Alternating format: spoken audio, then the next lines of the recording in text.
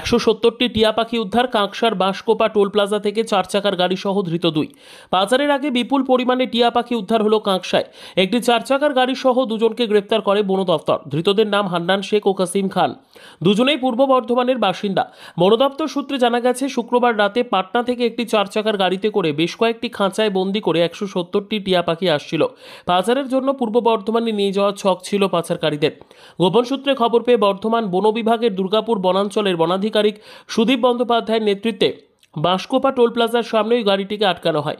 গাড়ির ডিকি খুলতে দেখা যায় বেশ কয়েকটি খাঁচায় বন্দি রয়েছে 170টি টিয়া পাখি।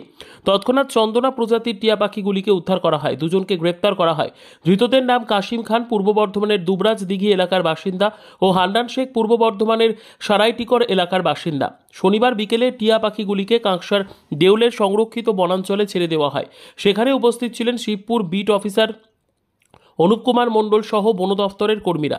দুর্গাপুর বনাঞ্চলের বনাধিকারিক সুদীপ বন্দ্যোপাধ্যায় বলেন, আমরা গোপন সূত্রে খবর পেয়ে হানা দিই। দুজনকে গ্রেপ্তার করা হয়। পাখিগুলিকে মুক্ত করে দেওয়া হয় শান্ত পরিবেশে। ধৃতদের হেফাজতে নিয়ে তদন্ত করা হবে।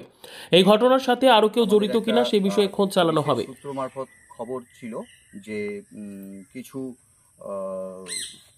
টিয়া পাখি পাচার হবে। সেটা একটা গাড়ি করে আসছে, পাটনা থেকে আসছে, বর্ধমান যাবে।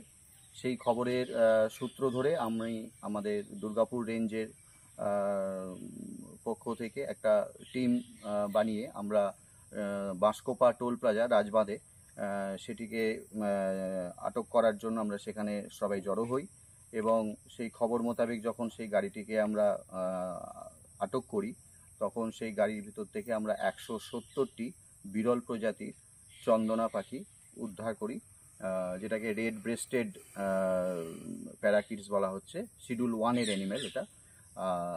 এবং আমরা দুজন আসামিকেও অ্যারেস্ট করি, যারা পূর্ব বর্ধমানের বাসিন্দা।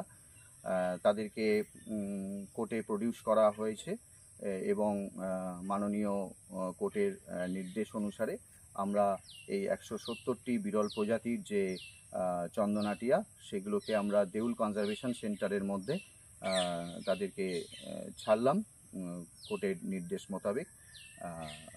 এবং আগামী দিনেও আমাদের এই ধরনের অভিযান চলবে। আমি Sudip Banerjee, range officer, Durgapur range.